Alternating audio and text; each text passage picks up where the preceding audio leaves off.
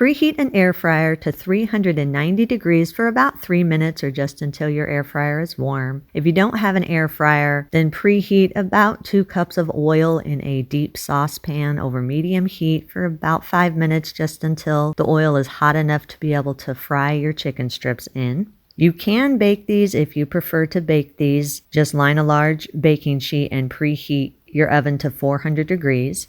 Use a meat mallet or any type of beating utensil you want to use and beat 2 pounds of boneless, skinless chicken breasts until they're the same thickness all the way down. You don't want one part to be fat and another part to be thin. Your chicken strips won't cook evenly if you do that. Sprinkle both sides of the chicken with some salt and pepper. Cut the pounded chicken into your desired size strips. I usually do around 12 to 16 equal portions. It really all depends on how big you want your strips. Sprinkle both sides of the chicken strips with 14 grams or around 2 tablespoons of coconut flour. Make sure when you are sprinkling, especially the coconut flour, that you just do a light layer of coconut flour. This is just going to help your batter to better stick to your chicken strips. You don't want a thick layer of coconut flour. Then set your chicken strips aside for a minute. Place 50 grams of whole pork rinds in a large food processor. If you don't want to use pork rinds, you can use some keto breadcrumbs or even whey protein powder actually works in this. I don't know about other protein powders. If you do choose to use protein powder, you need one that's going to kind of crisp up a little bit, and I know whey protein powder does that. Add 45 grams or around a half cup of freshly grated Parmesan cheese. Process the cheese and the pork rinds together for about 30 seconds or until the mixture is fully combined and fairly fine in texture. You're basically wanting to replicate the consistency of fairly coarse dried breadcrumbs. If you're already using dried breadcrumbs, you obviously do not need to process it for very long. You just want to process it enough to combine it with the Parmesan cheese. Add 1 tablespoon of dry paprika, 1 tablespoon of dry Italian seasonings, 1 teaspoon of garlic powder, and 1 teaspoon of onion powder. Process everything together for around 10 to 15 seconds or just until everything is fully combined. You can change or adjust the dry seasonings according to your personal taste. Then set that aside for just a minute. Place 115 grams or around a half cup of mayonnaise in a wide bowl. Then set that aside for just a minute. Place some of the coating mixture into a separate wide bowl. You do not want to use this all at once. You'll be adding some more to the bowl as you coat your chicken strips. If you do it all at once, then the coating is just going to get wet and clumpy and not coat your chicken strips the way it should. So you just want enough coating mixture to cover the bottom of your wide bowl. Place the chicken strips one at a time into the mayonnaise and turn the chicken strips to fully coat the chicken strips with the mayonnaise. Remove the chicken strip from the mayonnaise mixture once it's coated. If you need to, use a butter knife or your fingers and kind of spread the mayonnaise just in a thin layer over the chicken strip. You do not want a thick, goopy layer of mayonnaise, just enough to smoothly coat the entire chicken strip. Now, I know some people prefer to use beaten eggs or a mixture of beaten eggs and milk instead of mayonnaise. I personally prefer mayonnaise because I personally think it gives it a better flavor and a better texture.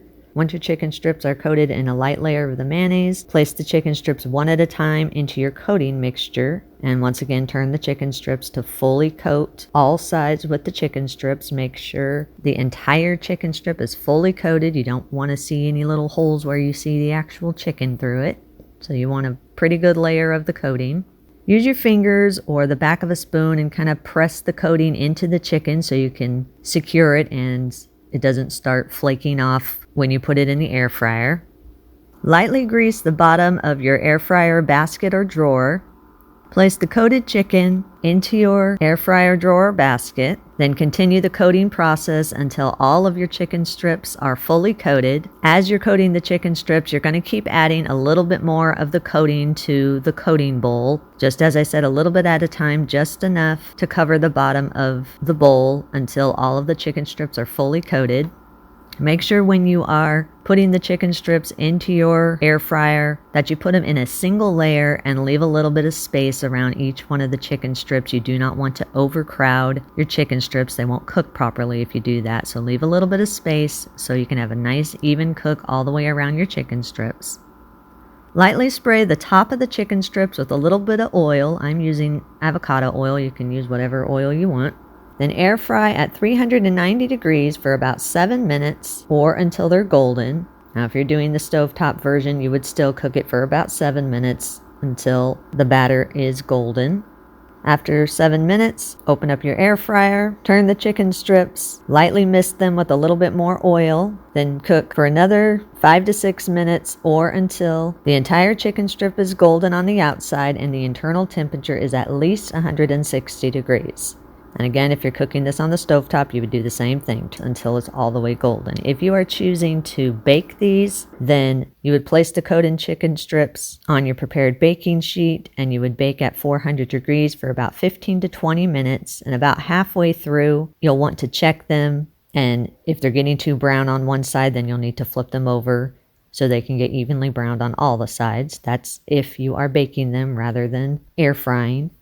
Once your chicken strips are done cooking, allow them to sit in the air fryer for about 3 minutes just so they can cool off enough so you don't burn your fingers. Then transfer your desired amount to a serving plate. You can serve these warm with the dip of your choice. I'll leave links in the description to my 2-minute keto ranch dressing and my 5-minute keto barbecue sauce recipe. If you do have any leftovers, allow them to cool completely, and you can store these in the refrigerator for up to 3 days.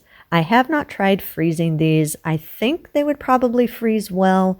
My only concern would be that when you thaw them out before you cook them, the coating might start to come off. I don't know, like I said, because I haven't tried it, but if you do try it and it works, then just let us know in the comments so we know for future.